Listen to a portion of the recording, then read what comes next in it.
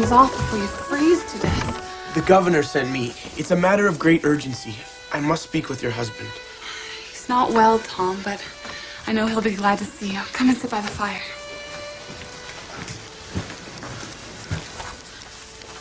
Roger, you must wake up. Tom Miller is here from Governor Winthrop. Tom Miller? Aren't you a sight for sore eyes? What brings you all the way from Boston on a night like this? The governor sent me, sir. I've ridden the whole way with no rest. But it's a matter of great urgency. Mr. Winthrop sends word of great danger for you. The magistrates want to send you back to England. They've dispatched Captain Underhill and his men to take you by surprise. So, my high and mighty judges, they're not content with banishing me from the colony. Do they not know I am a sick man? Mary, some of that special tea, please. I would offer you some, but it's a rather bitter concoction. I was taught it by the wild Americans, the barbarians, as the Christians like to call them. And yet we are the ones who have stolen their birthright and occupied their homeland. And we call them barbarians. Thank you, dear. And I've got something for you too, Tom.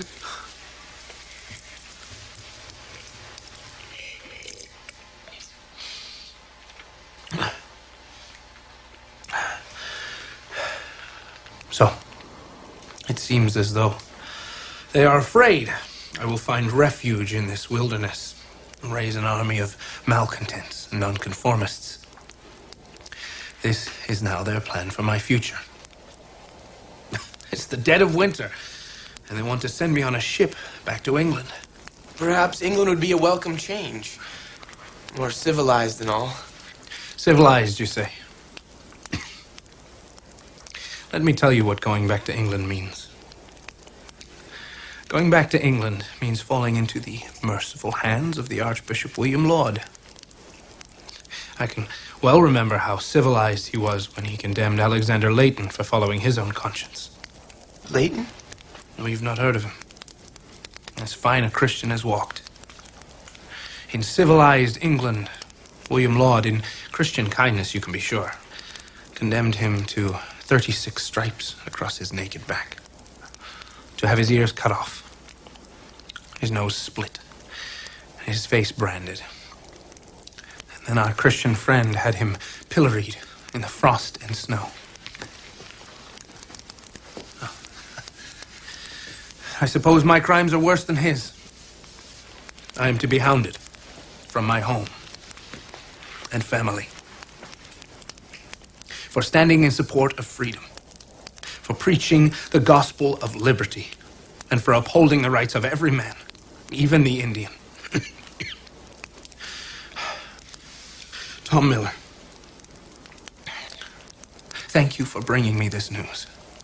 Go to the governor and thank him for his warning. I tell him I am not for England. I will live free in this new world, whatever the cost. But, sir, what... No arguments, my lad. I'll be fine. I know this good land far better than Captain Underhill, I can assure you of that. And go now. And God be with you. And with you, sir.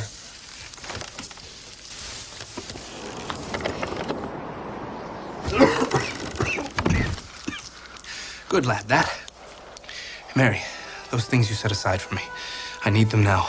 I will leave tonight. Tonight? But you're ill. If you go out in that storm, it will be the death of you. It will be the death of me if Underhill catches me here. I must be gone and far off before he and his men ever arrive. Those things, please. Yes, I've got them here. I'm not sure which is worse, having Underhill catch you or you catching your death out in the storm. I'll take my chances with the storm any day. At least, kiss your babies goodbye. They will miss you terribly, as will I. Do not disturb them. You will all be in my thoughts every waking moment. And God willing, we will be together very soon. I must go now.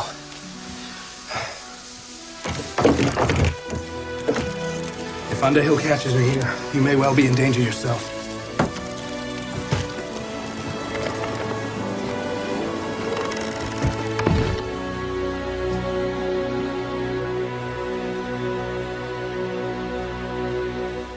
Corria o mês de janeiro de 1636, quando Roger Williams deixou sua família e o seu lar para enfrentar o tremendo frio daquele inverno na América do Norte. A fuga dele foi um ato de desafio contra um sistema repressivo. Foi um momento de definição na causa da liberdade religiosa que teria um impacto significativo na história do repouso do sétimo dia. Olá, meu nome é Fernando Iglesias. Eu estou muito feliz por chegarmos juntos ao 9º programa da série O Sétimo Dia. Os historiadores e os biógrafos representam a Roger Williams como um homem de convicções firmes, coração terno, determinado e de vontade invencível. Ele era apaixonado pelos direitos individuais de cada pessoa e defendia a separação entre a igreja e o Estado, um conceito verdadeiramente radical no mundo onde a religião se fazia cumprir pela lei civil. Depois de fugir de Salem, ele partiu em direção ao sul através do mato sem trilha alguma, sobrevivendo com o que podia tirar do solo florestal. Afinal, encontrou abrigo entre as tribos nativo-americanas que viviam na baía de Narragansett. Seus inimigos devem ter se alegrado por livrar-se dele, mas sua família e amigos desejavam saber se ele sobrevivera ao cruel inverno.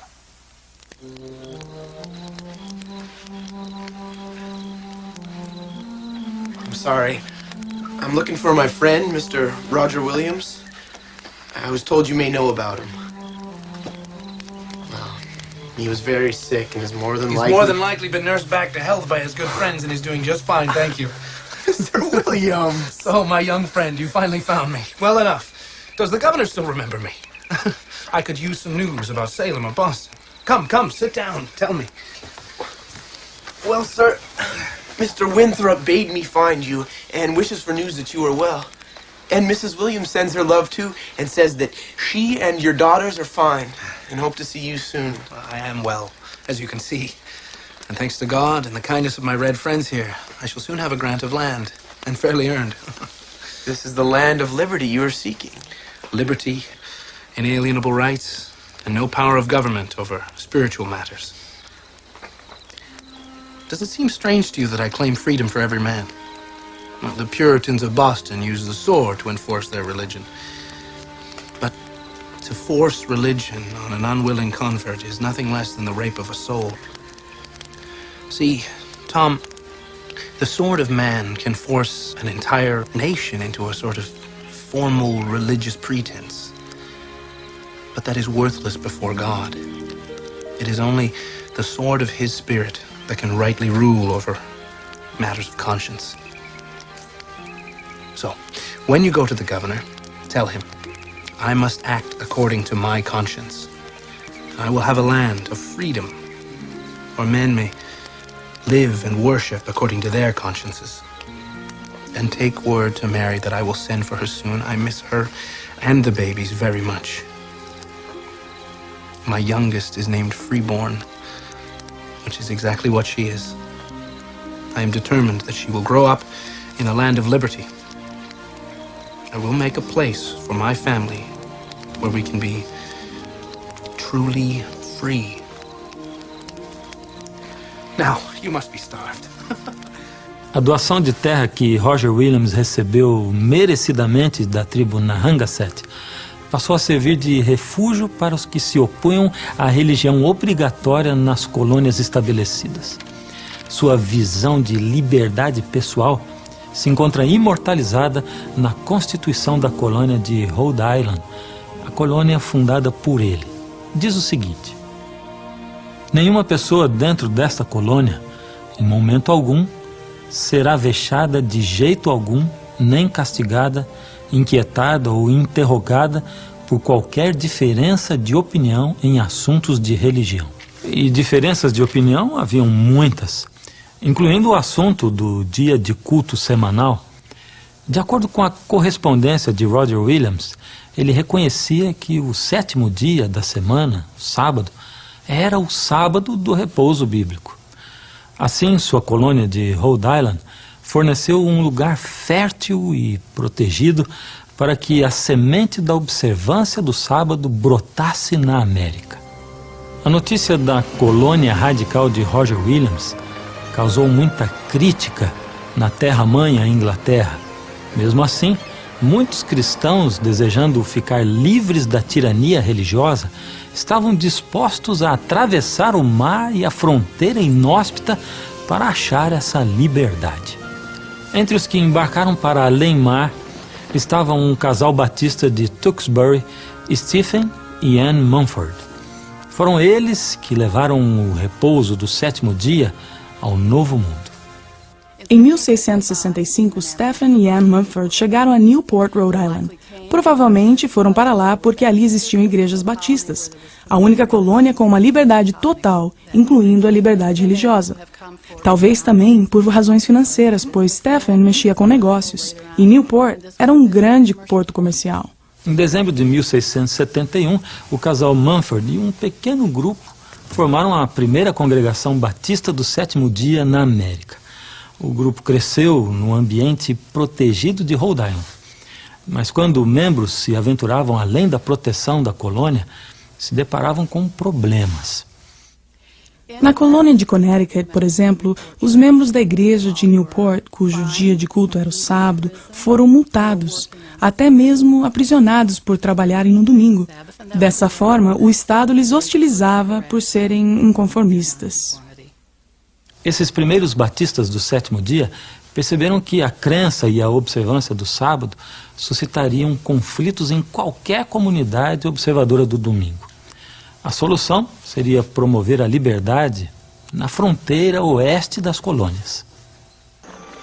O método de se estabelecer igrejas nas fronteiras, o qual ocorreu vez após vez, deu-se em parte por ser mais fácil achar terras despovoadas, começar um lugarejo, levantar uma igreja e organizar outras instituições que ajudassem a observância do sábado e a liberdade religiosa em geral.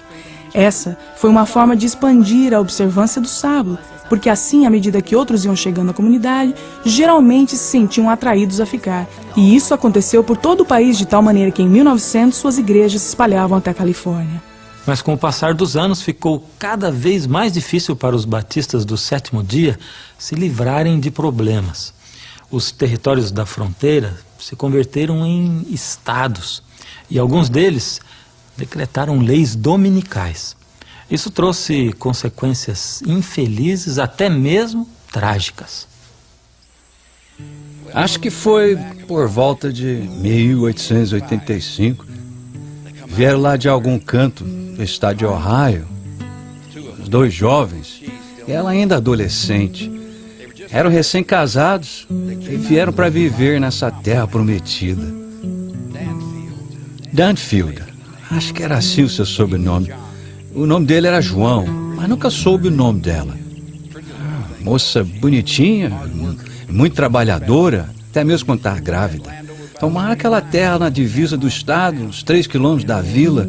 Tinha um cavalo, 2 vaquinhas. Trabalharam muito bem nessa terra. Tinha uma casinha ajeitadinha. E o primeiro ano cultivaram uma horta bem boa mesmo, sabe? Agora, sabe, muita gente nessa região é religiosa. Eles mesmos eram batistas do sétimo dia, sabe? Aqueles que trocam o sábado pelo domingo. Pois então, num lugarejo tão longe, pensei que a religião deles fosse ficar quieta. Mas eles tinham as coisas assim meio atrapalhadas, sabe? Porque não trabalhar no sábado, repouso, chamavam eles. Ele tratava o domingo como se fosse qualquer outro dia, quando os outros iam à igreja. De todas as formas. As coisas iam bem, até que um infeliz queixou-se ao júri. O grão-júri? Imagina só. Achei que não precisava disso, mas diziam que João estava desonrando o dia do Senhor toda semana. Ele só estava fazendo o que achava que era a vontade de Deus para ele, mas isso não importou. Esse grão-júri, eles julgaram ele, acharam o rapaz culpado e condenaram a pagar uma multa e ir para a cadeia. Agora esse rapaz era raçudo para valer, viu? Pois já que estava numa nação livre, ele podia seguir sua própria religião, não quis de jeito nenhum pagar a multa. Então, os comissários arrastaram ele para a cadeia. Deixou a mulher sozinha, com o nenenzinho, poucas semanas só. Já era ruim demais para ele estar na cadeia, com pena da mulher e do neném. E era ainda pior para ela, separada do marido e sem proteção de ninguém. Às vezes vinham umas 2 mulheres do lugarejo, mas na maior parte do tempo ela ficava sozinha mesmo. Ela ficava esperando todos os dias que ele viesse pela estrada para casa. Dizem que ela sentava no portão com o neném nos braços por horas e horas. Passou umas semanas assim e o neném adoeceu. Logo que a gente ficou sabendo depois que o nenenzinho tinha morrido nos braços da mãe.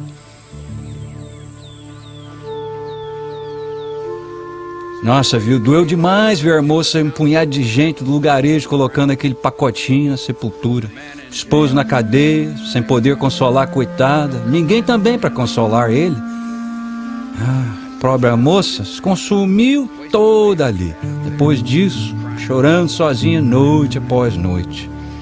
Bom, finalmente, João cumpriu a pena, saiu da cadeia e foi direto para casa como um louco para encontrar a esposa. Quando chegou lá, os vizinhos estavam tirando algo da casa.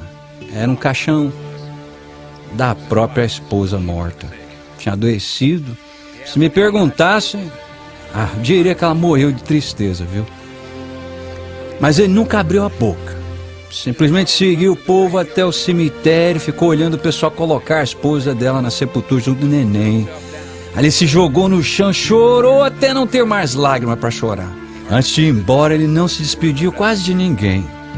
Não ouvimos nada mais dele. Olha, espero que tenha achado um lugar para viver livremente.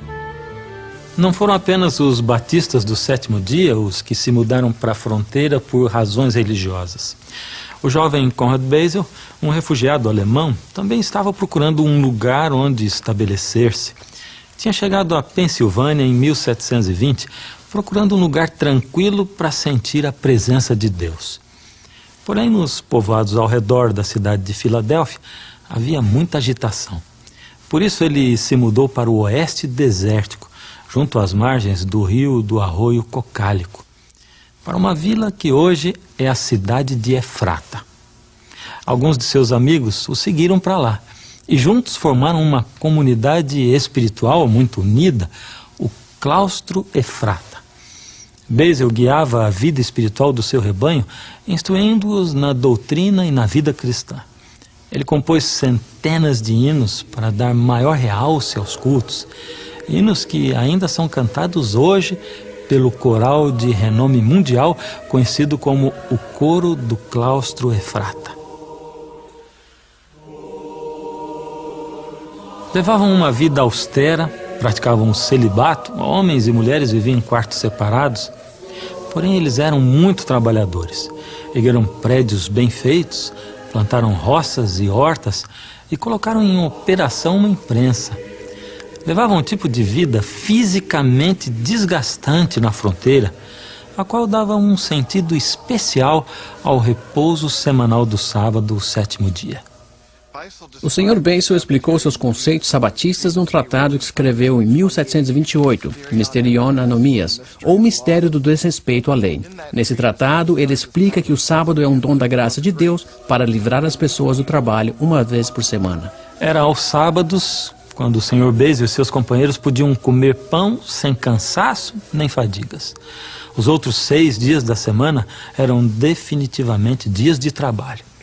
Isso colocou a comunidade de Basil em conflito com as leis dominicais da colônia da Pensilvânia.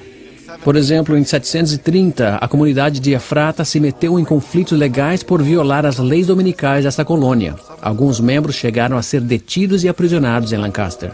Se bem que Basil e seus seguidores não andavam nos mesmos passos que a sociedade em geral, eles mantiveram firmemente a observância do repouso do sétimo dia. Para eles, não se tratava apenas de um dia de descanso, mas sim um dia que representava uma realidade eterna. O entendimento que possuía da vinda de Cristo e do milênio era a esperança do sábado eterno. Então, ao observar semanalmente o sábado, a comunidade antecipava a volta de Cristo e aquilo que seria o descanso eterno para eles.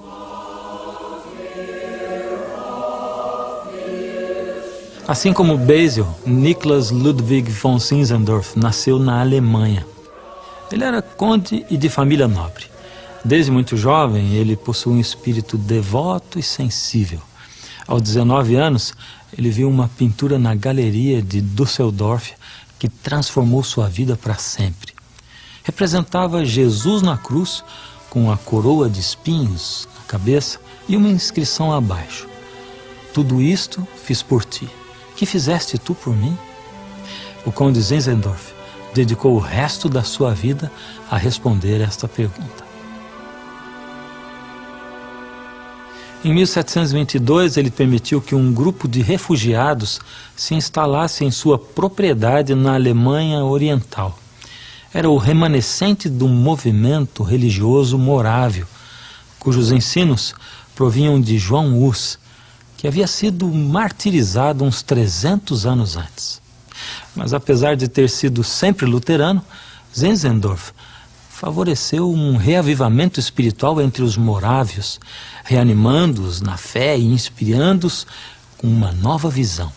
Na realidade, ele chegou a ser o bispo da Igreja Morávia Renovada. Zinzendorf conseguiu enxergar como se podia partilhar a mensagem do amor de Cristo ao mundo inteiro. E foi assim que, começando em 1732, ele enviou missionários morávios por todo o mundo, ultrapassando barreiras culturais ao levarem o Evangelho. 9 anos depois, em 1741, alguns missionários de Zinzendorf chegaram ao leste da Pensilvânia para o trabalho missionário entre os índios. Fundaram a cidade de Belém e pouco depois o próprio conde chegou por lá para organizar a comunidade e avançar a missão. Nicholas Zinzendorf cria que os índios eram as 10 tribos perdidas de Israel. Dessa forma, para se converterem em verdadeiros cristãos, eles precisavam entender o patrimônio judeu, o qual incluía a observância do sábado. O próprio Zinzendorf observava o 7º dia da semana para repousar e manter comunhão com Deus e com seus irmãos crentes. Ele recomendava aos morávios, no lugarejo de Belém, que praticassem o mesmo. Esses concordaram unanimemente, declarando: o sábado deve ser observado em tranquilidade e em fervorosa comunhão com o Salvador. Contudo, parece que Zinzendorf não tratava o domingo como um dia de repouso. Durante o verão de 1742, ele deu uma volta pelas missões morávias indígenas. Num domingo, ele e sua comitiva estavam acampados em Nova York. Enquanto estavam ali, alguns dignitários locais lhes visitaram e encontraram o conde Zinzendorf um tanto distraído porque estava compondo um hino, de modo que não recebeu aos visitantes como estes criam que merecessem. Um desses dignitários se identificou como escrivão e, com um ar de zangado, fez a observação de que o conde parecia estar ocupadinho demais para um domingo à tarde.